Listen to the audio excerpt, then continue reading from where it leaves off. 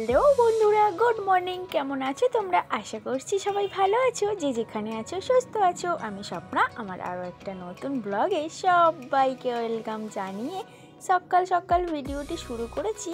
তবে বাসি বাসি কাশি সম্পূর্ণটা কিন্তু কমপ্লিট করে ফেলেছি। তো স্কিপ না করে দেখতে থাকো, আশা করছি ভিডিওটি আজ তোমাদের খুব খুব খুব ভালো লাগবে। তো চলো দেখতে থাকো। আর এই দেখো, কালকের যে সমস্ত সবজি বাজার এবং মাছ কিনে নিয়ে এসেছি সেগুলোই কিন্তু তোমাদের কাছে এখন শেয়ার করছি। ওই দেখো, আজকের দিনটা তো বলতে ভুলে গেছি। আজকের দিনটা হলো মঙ্গলবার। আর এখন সময়টা না ওই সকাল 7টা। 4 রকমের মাছ এনেছি, সেটাই তোমাদের কাছে আর কি জানাচ্ছিলাম। তো এদিকে চেঞ্জও করে নিয়েছি তোমাদের কাছে সমস্তটা দেখিয়ে। এখন এই দেখেছো, একটু চা খেয়ে নিয়ে কিন্তু অনেকখানি সময় পেরিয়ে গেছে। রান্না বান্না করে সমস্ত বাসনপত্র মেজে এখন ওই যে জল ঝরতে দিলাম। এখন না মেলা কাজ পড়ে রয়েছে। ওই যে আবার উনুন ধারে কাঠটাও শেষ হয়ে গেছে, সেটাও কাটতে হবে। তার জন্য চট জলদি বসে গেছি। আর কাঠগুলো না এত পাজি, তোমাদেরকে আর কি বলবো। দা দিয়ে দেখছো মেরে মেরেও কাটছে না। যতক্ষণ না পা দিয়ে ভাঙলাম ততক্ষণ পর্যন্ত। তোমরাই বলো তো, দায়ে জোর আছে না আমার পায়ে জোর? তো যাই হোক, এখানে তো কাটাকুটি শুরু করে দিয়েছি। এই কাঠগুলো সমস্তটা কেটে নিয়ে আবার উনুন ধারে দিতে হবে, না হলে না আগামীকাল আবার ওই যে রান্নাটা করতে পারবো না। ওদিকে সোনামাটা তো ভীষণ বায়না শুরু করে দিয়েছে, মাম্মা আমি কাঠ কাটবো। এই দেখো, ও কি আর পারে বলো তো তোমরা। তো যাই হোক, ওদিকে কাঠ তো কেটে নিয়েছে। আর এদিকে শ্বশুর মশাই নিয়ে এসেছে কই মাছ। শাশুড়ি মার খেতে ইচ্ছে করেছে বাঁধাকপি দিয়ে। তো কই মাছ ওদিকে দৌড়ে দৌড়ে আমাদের কাছে ছুটে আসছিল, তাই তোমাদের সাথে একটু শেয়ার করে দিলাম। ওদিকে শাশুড়ি মা কিন্তু কই মাছটা কাটছে, আবার বললাম যা যা চলে যাও।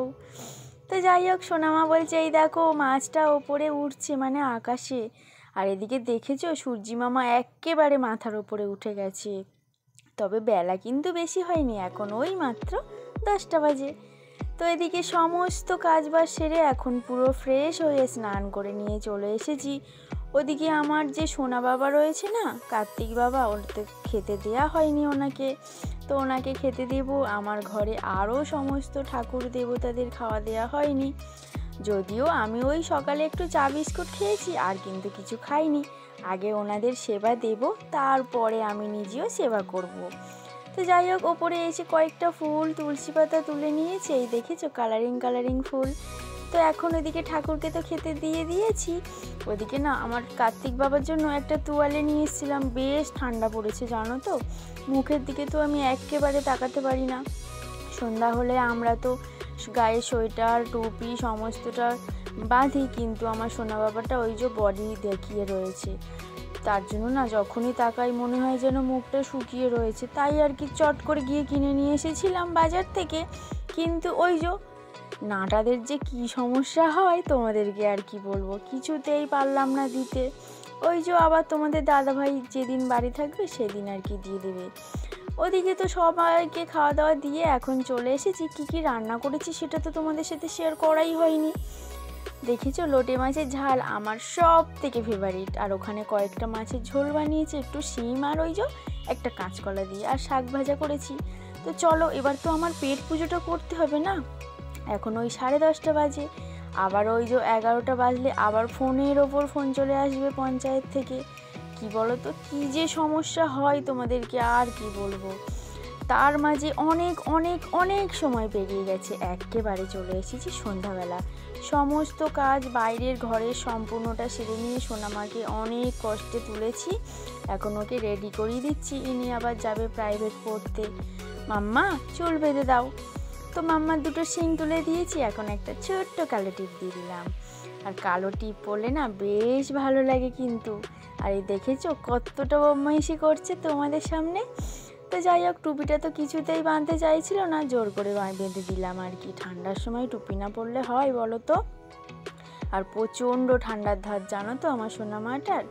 তো এখানে দেখেছো বলছে ওই দেখো মা আমাকে না আয়নায় দেখা যাচ্ছে। আমি বললাম আয়নায় দেখা যাওয়ার জন্যই তো আমি ক্যামেরাটা ওইভাবে বসিয়েছি। তো আমি একটা হাম্পি দিলাম, উনিও একটা রিটার্ন করে দিল।